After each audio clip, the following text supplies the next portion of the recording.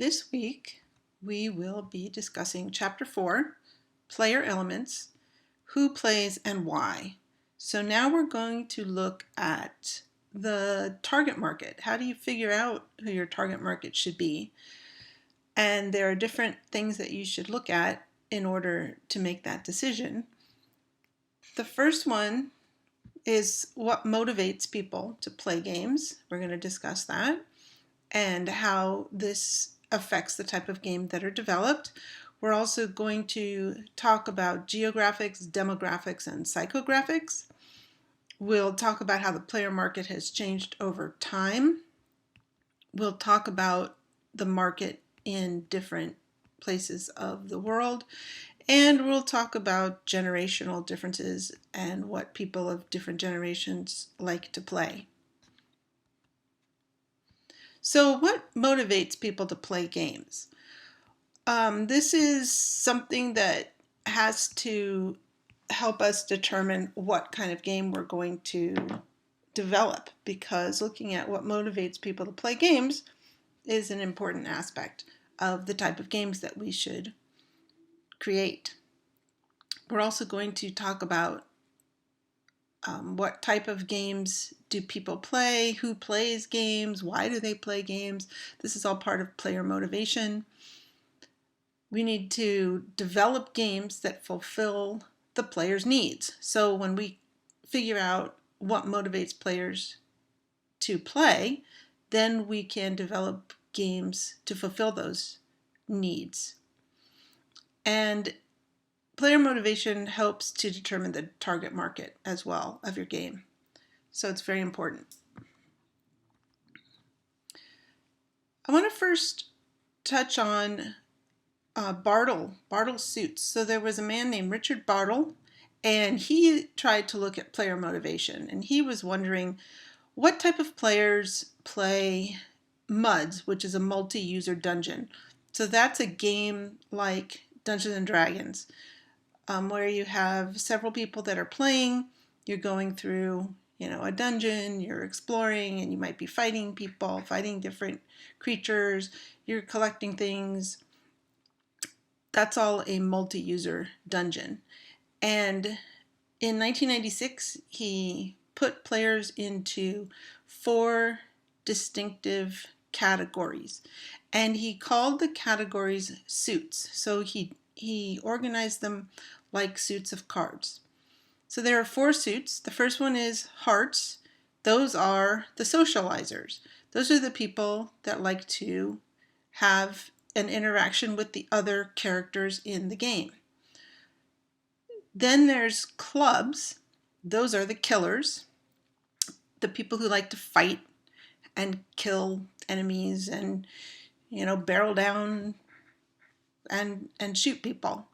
Then we have the diamonds. Those are the achievers. They're the ones that want to collect everything, get all the gold. They're trying to achieve everything that they can in the game. And then finally we have the spades. The spades are the explorers. The explorers want to know where everything is. They want to search every little cave. So what it turns out that Bartle discovered is that there are these 4 different types of people: socializers, killers, achievers, explorers. And you actually need a good proportion of each type of person to have a successful MUD. So if you have all killers, you're not going to make it through the game very well. Or if you have all achievers or just socializers and explorers, you'll never make it through the game. What you need is a good proportion of every type of the suits in order to have a successful MUD. And that's why he ended up putting them into suits, categorizing, and deciding that this was the best way to get through the games. Some other types of player motivation are social interaction. Some people play games. This is like the hearts, right? So people like to have social interaction, and that's one reason that they play games. So if you're going to create a game to give these types of people what they want, you're going to make a game that has some type of social interaction in it. Physical seclusion is another type of player motivation. Some people want to just go to their room and be all alone and play a game. So you might want to make games that are just single player, where someone can just sit in their room and play it and do what they want with the game, not have to interact with other people. Although physical seclusion doesn't necessarily mean you're not interacting with other people. It just means you kind of put yourself in your room, you go and escape, and you play by yourself. Competition is another reason why people play games. And that's probably a huge reason. I know a lot of people are very competitive and they want to win the game. You might have combat games, fighting games, but competition can also have to do with score. A lot of times games will have something that reaches that player motivation of competition in it. Just even leveling up, that's a sort of competition, right? You're trying to get to higher and higher level. Some people play games for knowledge. So this might be a game that actually gives you knowledge, like it's teaching you something, or it might be a game that is you're just getting knowledge from the game. Like maybe you're the type of person that likes to read all the information that you get in the game, and that's for knowledge. So you might make a game that teaches, you might make a game that just has a lot of different information in it, and that would hit those people who have that type of player motivation. Mastery is another player motivation. So games like Guitar Hero, you're trying to master playing those songs, and this is a great game for that. So it gives you even levels, like you can, you start at the beginner level, and then you go to the intermediate, and you work your way up to expert, and you're mastering it, the skills as you go along. So mastery is another player motivation. Escapism. Some people just want to escape to another world, get away from the cares that they have that are, things that are going on in the world here, and just escape to somewhere else. And so you want to maybe make games that have great stories and character development, and that would help the players escape. And finally, another player motivation is addiction. Addiction is a reason that a lot of people play games, especially casino games, and they keep coming back to them. I mean, sometimes you just get addicted to any game. It doesn't have to be a casino game. And if you're playing a game, if you're trying to make a game that people will become addicted to, that might not be such a great thing. You're not sure that you really want to get to that type of player motivation, but a lot of people create games that feed right into that. So, and there's a difference between literal addiction and just loving a game and wanting to play the game. That is a different thing. But we have to take into account that addiction is a player motivation that some game development companies take advantage of.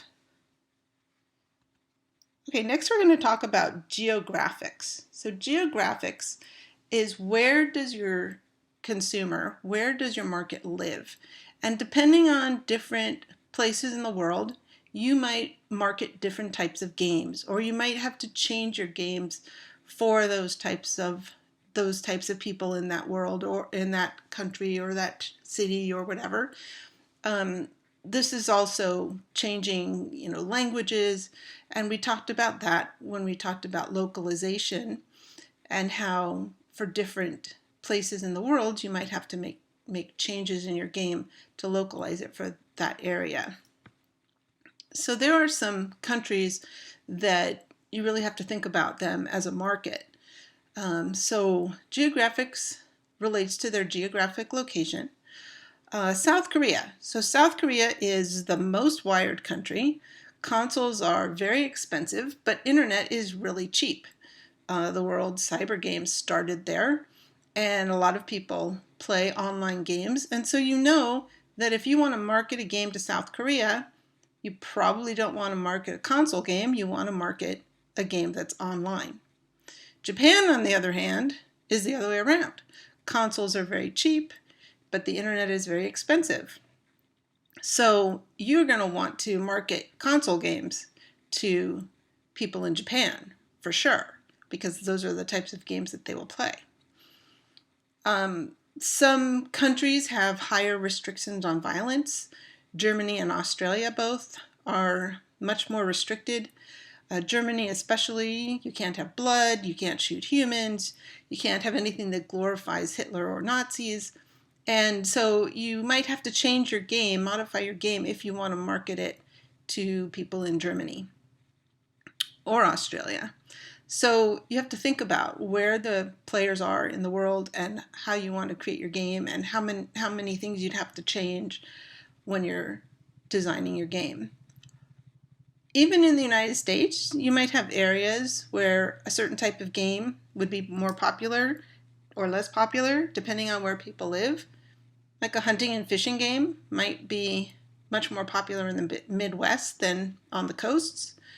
A game like squash, lacrosse, fencing, those are all East Coast sports. So they'd be a lot more marketable on the East Coast. A game that includes surfing, might be more interesting to your market on the West Coast.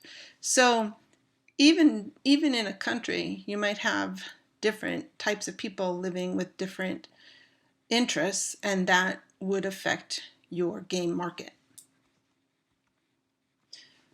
Next, we'll talk about psychographics. Psychographics are values, attitudes, lifestyles, and personalities of your player market. And oftentimes you can look at a player's values and personality, and that would show you what type of game that they might want to play. This is the VALS, the VALS survey. It stands for Values, Attitudes, and Lifestyles. And it's a survey of questions. They ask you a bunch of questions in a bunch of different ways. And depending on how you answer the questions, you're put into these categories. So you might be a thinker, an achiever, an experiencer, a believer, a striver, or a maker. And then they have two larger categories, innovators or survivors. So this kind of relates to the Bartle suits. And you can kind of attach some of these VALS categories to Bartle suits. In your homework, one of the questions has you first decide which Bartle suit you are, and then has you take the VALS survey, and you can find that online. You look for the VALS survey, it'll tell you what category you're in, and then I'd like you to show me the results of your survey, and the question also asks if it matches what you thought you were according to the Bartle suits. So it's kind of interesting to take these tests and figure out if they're accurate or not, but I think it's usually pretty accurate. We can also look at personality types with tests like Myers-Briggs. I don't know if anyone's taken a Myers-Briggs test, but it gives you an idea of your personality. It has 4 different categories. The first one is, are you extroverted or introverted? And the categories aren't like you're either one or the other necessarily. It's which do you lean towards? Because some people can be extroverted and introverted. And actually there's a name for that called an ambivert. But in general, it's how is your energy directed? So an extroverted person might need to have interaction with other people in order to get energy. They get energy from interacting from other people. And an introverted person gets energy by just sort of having some time alone. So if you're introverted, sometimes being around people just stresses you out and you just need some alone time. And if you're extroverted, it's the other way around. Then we have your source of information. That's either sensing or intuitive. That has to do with your perception being either more present or future oriented. So if you're sensing, you look at what's happening now. You look at to make decisions, you might look at, what's going on right now. But if you're intuitive, you'll look a little more at the future. Where will this lead me? Next, we have a problem-solving approach, and that would be either thinking or feeling. So this isn't really like thinking and feeling. It's actually more in depth than that. So basically it has to do with how you judge information. Are you more objective or subjective? So if you're a thinking person, you're going to look at the facts and objectively decide what you're going to do or what decisions to make. If you're a feeling person, you're going to be more subjective, and how does it feel to do this? And then finally, your orientation to the outside world, you're either judging or perceiving. And this is, if you're judging, you're more structured. So you like to have a list of things to do, and you have a calendar, and you're structured. You want to know what you're going to do in your day. But if you're perceiving, you're spontaneous. You're like, you wake up and you don't know what you're going to do, but then you decide to go do things. You're a more spontaneous person. So what happens is you get assigned, you take a test, and they assign you one of these letters from each of these categories. So you might be an INTP or an ESFJ, something like that. And it just gives you an idea of what your personality is like. Now we're going to talk about demographics. Demographics is information about a player such as gender, age, income level, education, marital status, ethnicity, religion. It's all those questions that you get asked in any survey that you take. They always ask these demographic questions afterwards because those are ways to categorize people, and people of different genders might like different types of games, or people of different ages might like different types of games, etc. So we want to also look at demographics when we're looking at our target market. So gender is one thing to look at.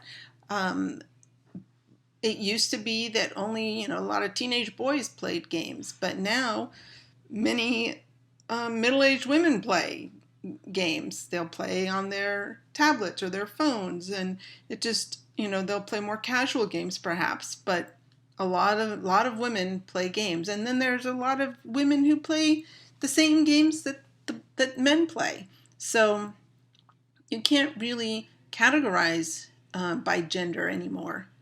You just have to assume that every gender enjoys playing games. In fact, the biggest category difference isn't gender, it's what types of games you play. Are you a casual player or are you a hardcore player? Those are the largest differences in players, casual versus hardcore. Generation is another aspect of what we can look at to decide what types of games people will play. So this kind of has to do with age. These are some generations, and of course this was written in 2012, so they don't have the Z generation on here, but I'll talk about them a little. We're going to talk about the silent, the boomer, the Gen X, and the millennial, and the Gen Z, and we're going to generalize about the types of personalities that they have as a generation, and this is just a generalization. And so from that, we're going to generalize what types of games they would play as a generation. So that's what you need to know. So first there's the silent generation. This would be your grandparents, maybe even great-grandparents. They were born about 1924 to 1943. They had overprotective parents. World War II started in the middle of this. A lot of them might have had older siblings that were actually fighting in the war. This was the first mass consumer audience. Credit cards started coming into play. They would escape from daily life through radio and eventually through TV. Didn't really have video games yet, right? And they would probably, though, what type of game would they enjoy if they were to play a video game? And we're going to say it would be a game that makes order out of chaos. They lived through, the Second World War, and then they also lived through the, maybe their parents, lived through the Depression. And so making order out of chaos is very important for them. So they might like a James Bond type of game or Thomas Crown Affair type of game. So that's what we're going to say the silent generation would enjoy. Next we have the boom generation.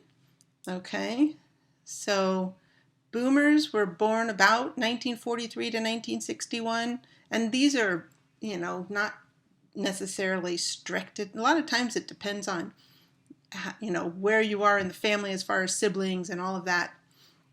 But boomers were very sheltered. They started having suburbs, so families lived in suburbs. Their parents were much more permissive, but they rebelled against their parents, and they had this whole generation gap, and they kind of became the hippies, of the 60s. They had this whole counterculture that involved music, drugs, clothing, sexual promiscuity. We can say that boomers would probably enjoy games that have a social, spiritual, or political message. So something like Ultima or Tabula Rasa, these are the games that they would enjoy. Next we have Gen X. Gen X was born about 1962 to 1981. During this time, there were very low birth rates. People started getting divorced. You started having mixed families with step-parents and stepsisters and brothers. But they were also what we call latchkey kids. So often both of their parents would work, and they would come home from school and have to let themselves in, and they'd be home alone. They would watch a lot of TV. That was their big escape. And this is when video games really started, when they were teenagers. Now you started having video games first in the arcades, and then they had the consoles that came out. Generation X, since they're kind of loners or they're very independent, they would like a lone hero kind of game. So maybe Tomb Raider, because Lara Croft is a lone hero, or Half-Life's Gordon Freeman. So those are the types of games, as a single player game that has this hero that saves the world. Most game developers initially came from this generation, and so you find a lot of these types of games out there. Next we have the Millennial Generation. So millennials were born about 1982 to about 2000. They were also very sheltered. Their parents were very overprotective because they were basically the Gen X whose parents were not very involved, because a lot of their parents all worked and didn't get involved. And so they wanted to be more involved in their children's lives, sometimes too much. Millennials are definitely team players.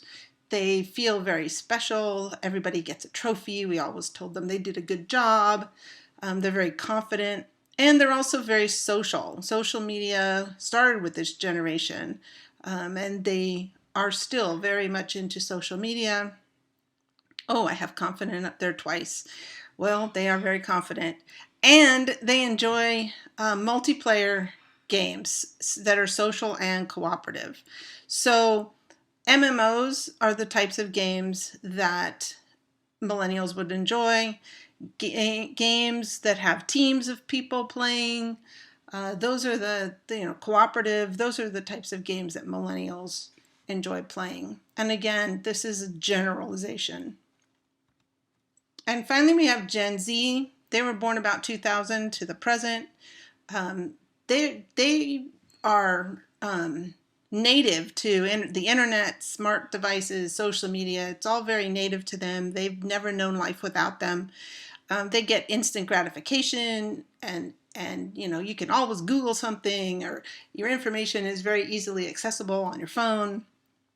They're very social, but not necessarily face to face.